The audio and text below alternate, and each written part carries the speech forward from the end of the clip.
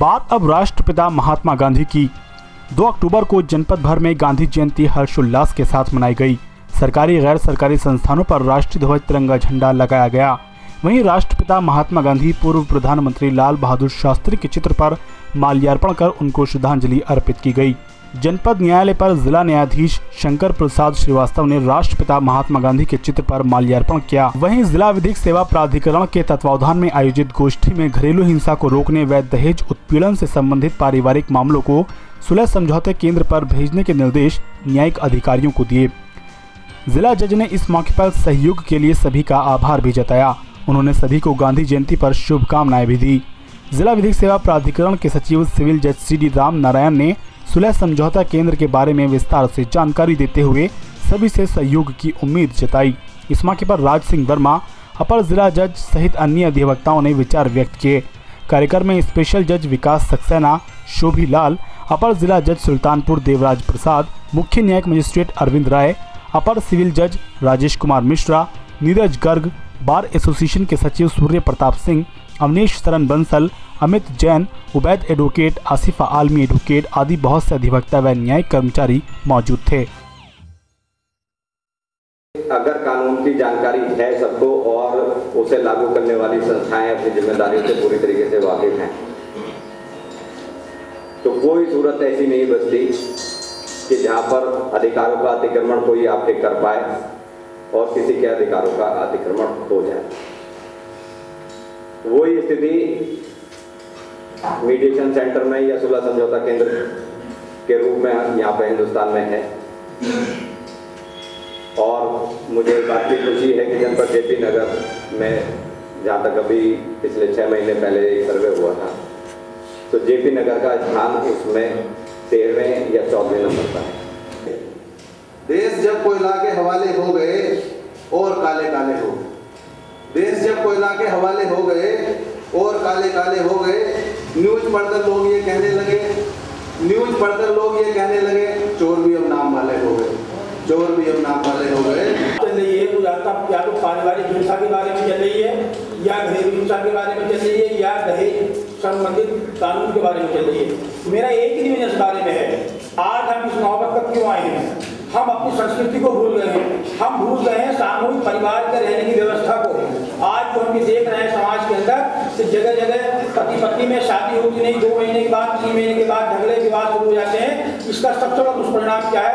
वो ये है कि हम अपने सामूहिक परिवार की व्यवस्था थी जो हमारे बुजुर्गों ने बनाई थी, उसको भूल गए हैं। मीडिएशन एंड काउंसिलेशन ये विवादों को तो दूर करता है, विवाद को हमारी न्यायालय भी दूर करती है।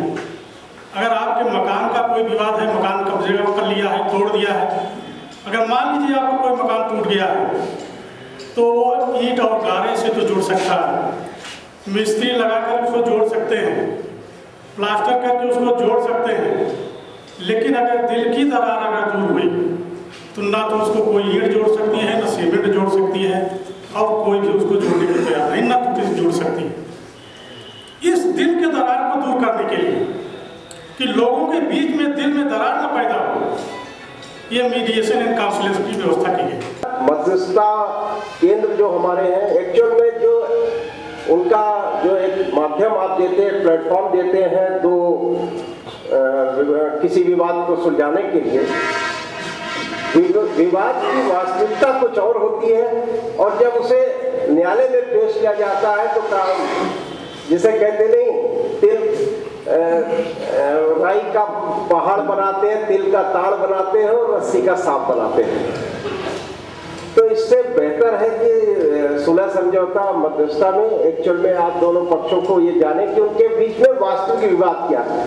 कोई आया आदमी उसको लगा कि छोटा विवाद है, तत्काल उसका मामला सुलह समझौते केंद्र में भेजा, संधिकर्ताओं के साथ उसको भेजा और विवाद को निकाला। तो ये भविष्य की आवश्यकता है और हमारा एग्जिस्टेंस इसी पर टिका है।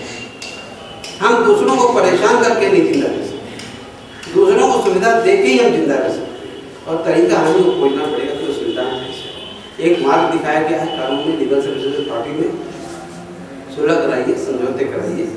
उच्चतम न्यायालय के निर्णय हमारे पास है, मार्गदर्शन है, साफ साफ लिखा गया है किन मामलों में रिफर किया जाना चाहिए, किन में रिफर नहीं किया जाना चाहिए।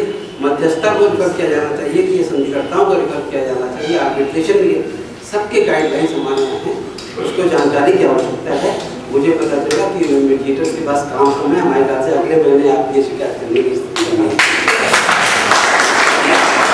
सारे मैं सब अपने नए अधिकारियों से रिक्वेस्ट करूँगा, निवेदन करूँगा कि नहीं सेक्शन 89 को समझा जाए, उसकी भावनाओं के अनुसार कार्य किया जाए और कम से कम 90% मामलों में तो इशू बनाने के साथ साथ ये मामला सुलह समझौते के लिए रिफर कर दिया जाना चाहिए। वहाँ से लौटा है पत्रावली, आप आगे बढ़ जाइए, कोई दिक्कत नहीं है, लेकिन 1-2 महीना एक प्रयास करने में कोई बुराई की बात नहीं होती है।